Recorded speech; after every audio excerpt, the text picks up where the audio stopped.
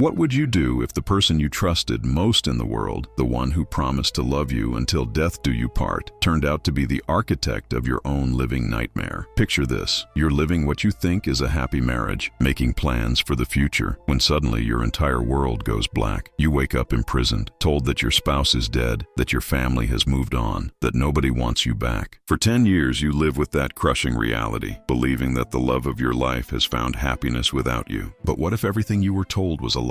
What if the person you mourned was actually the one pulling the strings of your torment, laughing about your suffering while collecting money from your supposed death? This isn't the plot of some twisted psychological thriller. This is the true story of what happened in a small Oregon town where everyone thought they knew everyone, where a respected widow became the symbol of grace under pressure and dignity in the face of loss. For a decade, Dorothy Harrison was Millfield's most admired resident, the woman who'd lost her beloved husband in a tragic accident, but somehow found the strength to carry on with purpose and hope. She volunteered at the library, organized church bake sales, and raised money for charity while living modestly on her late husband's pension and life insurance. Everyone looked up to her as an example of how to handle tragedy with class and resilience. But beneath that perfect facade was hiding a secret so dark, so calculated, and so cruel that it would shake this tight-knit community to its very foundations. The truth began to unravel in the most impossible way imaginable. When William Harrison, supposedly dead for 10 years, walked into his own wife's funeral, the man who'd been mourned, buried, and memorialized was suddenly standing in the doorway, very much alive but aged by suffering that no one could have imagined. His appearance that night didn't just shock the mourners who thought they were seeing a ghost. It opened the door to revelations about betrayal, manipulation, and cruelty that would make everyone question everything they thought they knew about love, loyalty, and the people they trusted most. What emerged from the investigation that followed was a story of deception so elaborate and systematic that it redefined what people thought human beings were capable of doing to each other. But this isn't just a story about betrayal and suffering. It's ultimately a story about the power of the human spirit to survive the unthinkable and choose healing over hatred, hope over despair. It's about a man who spent 10 years in captivity, believing he'd been forgotten and abandoned, only to discover that his imprisonment was orchestrated by the person he'd loved most in the world. And it's about the choice he made when faced with that devastating truth, a choice that would inspire people around the world and prove that even in our darkest moments, we still have the power to decide who we want to be. What happened in Millfield, Oregon will challenge everything you believe about human nature, but it will also restore your faith in the possibility of redemption and the triumph of forgiveness over revenge.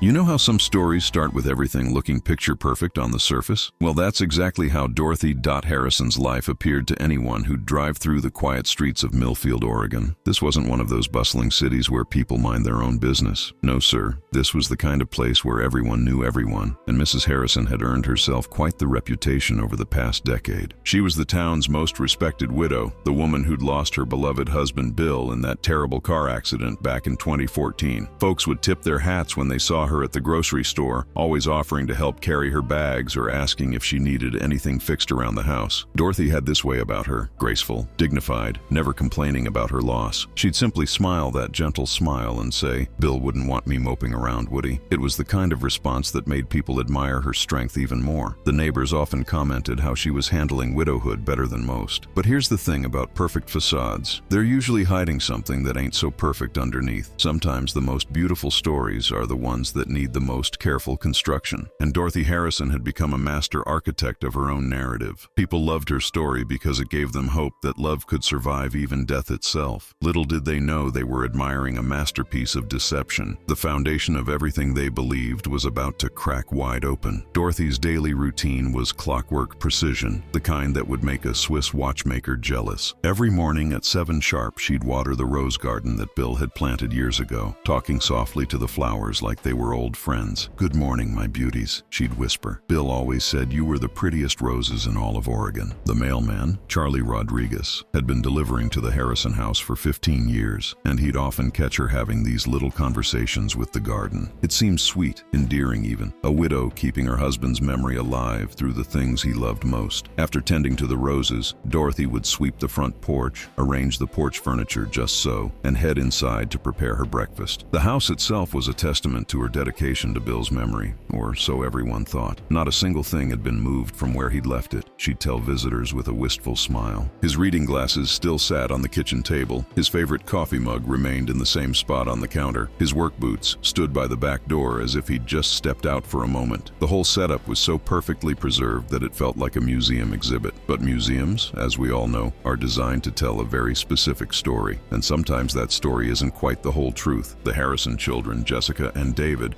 were Dorothy's pride and joy, though they lived their own busy lives in Portland, about 2 hours away. Jessica worked as a nurse at Oregon Health and Science University, while David had built a successful accounting practice from the ground up. They'd visit their mother every other weekend, sometimes bringing the grandkids along for Sunday dinner and family time. During these visits, Dorothy would light up like a Christmas tree, bustling around the kitchen preparing Bill's famous pot roast recipe with all the fixings. "Your father always said the secret was in the seasoning," she'd tell the grandchildren, who'd listen with wide eyes to stories about Grandpa Bill. These family gatherings seemed perfectly normal, filled with laughter, warmth, and the kind of memories that bind families together. Jessica and David never questioned why their mother insisted on setting a place for their father at every meal. They never wondered why she'd sometimes pause mid-conversation as if listening to someone speak from an empty chair. They figured it was just her way of coping with grief, and honestly, it seemed healthy enough. After all, everyone grieves differently, right? The kids would leave these visits feeling grateful that their mother was managing so well on her own. They had no idea they were witnessing a performance that would have won an Academy Award. But if you looked a little closer, and I mean really paid attention to the details, there were some peculiar things that didn't quite add up in Dorothy's perfect widow story. For starters, Dorothy received mail addressed to William Harrison on a regular basis, and we're not talking about the usual insurance statements or veteran benefits. These were personal letters, the kind that made Charlie the mailman raise an eyebrow every now and then. Now, you might think that's normal for a widow, but Charlie had been delivering mail long enough to know the difference between bureaucratic leftovers and active correspondence. Then there were the phone calls that happened at odd hours of the night. Dorothy's neighbor, Mrs. Patterson, who lived close enough to hear conversations through thin walls, mentioned to her husband that she'd sometimes hear Dorothy talking on the phone well past midnight. "She's probably just talking to one of the kids," Mr. Patterson would say, trying to be reasonable about the whole thing. But Mrs. Patterson swore she could hear Dorothy saying things like, "I know, honey, I know it's hard, and just a little longer, I promise." These weren't the kind of conversations you'd typically have with your adult children about everyday matters. The tone was different, more intimate, more complicated. Something about those late-night conversations just didn't sit right with Mrs. Patterson's intuition. The strangest thing of all was Bill's bedroom, which Dorothy had turned into what she called a memory shrine. But calling it a shrine was putting it mildly. This was more like a perfectly preserved time capsule that seemed frozen in time. His clothes hung in the closet exactly as he'd left them, organized by color and season just the way Bill always liked. His aftershave bottle sat on the dresser, and here's the weird part. It looked like it had been used recently. The level of liquid inside seemed to go down over time, which the grandkids noticed but never mentioned to their parents. His side of the bed remained made with military precision, but somehow it always looked like someone had been sleeping there. The indentation in the pillow, the slightly rumpled sheets, it was subtle, but it was there. The grandkids found the whole room creepy and would avoid it during visits, whispering to each other about how Grandma's house feels haunted. Dorothy would spend hours in there every evening claiming she was organizing Bill's things or going through old photos for the family album. But neighbors noticed the light in that room would stay on until well past midnight, sometimes until dawn. Mrs. Patterson swore she could hear two voices coming from that room, Dorothy's familiar voice and what sounded distinctly like a man's voice. When she mentioned this to her husband, he'd just chuckle and say, "Dot's probably watching old home videos." It seemed reasonable enough, but something about it never quite felt right. Dorothy's financial situation was another puzzle piece that seemed to contradict the typical widow's struggle that most people expected. For a woman living alone on what should have been a modest pension and Social Security, she seemed remarkably comfortable, almost prosperous. She never worried about money, always had her bills paid on time, and even managed to make generous donations to the local church and animal shelter. Her house was always in perfect repair, her car was reliable and well maintained, and she never seemed to stress about expenses the way most retirees did. When people asked how she managed so well financially, Dorothy would simply smile and say that Bill had been a good planner and left her well provided for. The life insurance payout had certainly helped, folks assumed, though Dorothy never talked specifics about money, which was considered proper and polite in a small town like Millfield. She'd occasionally mention that Bill had made some smart investments before he died, and people would just nod approvingly. After all, Bill Harrison had been known as a practical, hardworking man who'd spent 30 years as a foreman at the local lumber mill. mill. It made perfect sense that he'd have planned carefully for his wife's future, but the math didn't quite add up for those who knew what lumber mill foremen typically earned. Still, nobody wanted to pry into a widow's private financial affairs. The town's perception of Dorothy was that of a woman who'd found the perfect balance between honoring her husband's memory and moving forward with grace and dignity. She volunteered at the library twice a week, reading to children and helping elderly patrons navigate the computer system. She helped organize the annual church bake sale, always contributing her famous apple pies that sold out within the first hour. She never missed a town council meeting, often speaking up about community issues with the kind of wisdom that comes from years of experience. People respected how she'd managed to create a meaningful, productive life without remarrying or falling into the depression that often claims widows in small towns. "She's an inspiration to us all," the pastor would often say during Sunday sermons, using Dorothy as an example of grace under pressure and faith in action. The local newspaper had even featured her in a story about community pillars the previous year, praising her resilience and community spirit. In that article, Dorothy had said, "Bill always told me that life is for the living, and I try to honor that philosophy every single day." It was the kind of quote that made people nod thoughtfully and reflect on their own relationships and priorities. Nobody questioned the narrative because it was beautiful, inspiring, and exactly what people wanted to believe about true love surviving beyond death. But here's what nobody knew, what nobody could have possibly imagined in their wildest dreams. Dorothy Harrison was living the most elaborate, carefully constructed lie that Millfield, Oregon had ever seen. Every smile, every gentle word about missing Bill, every carefully maintained detail of their supposedly perfect marriage was built on a foundation that would have shocked the entire community to its very core. The truth was so far removed from the widow's tale that people had come to know and love that it would take something absolutely extraordinary to reveal it. And extraordinary was exactly what was heading Dorothy's way, though she had no idea that her carefully constructed world was about to come crashing down in the most public, most devastating way imaginable. The phone calls, the mysterious mail, the perfectly preserved bedroom, the comfortable finances, all of it was about to make perfect, terrible sense in ways that would leave the entire town questioning everything they thought they knew about love, loyalty, and the people they trusted most. Sometimes the most shocking revelations come not from what we discover about strangers, but from realizing that everything we thought we knew about someone close to us was nothing more than an expertly crafted illusion. And Dorothy's illusion was about to shatter in spectacular fashion. The question wasn't whether the truth would come out, it was how devastating the revelation would be when it finally did.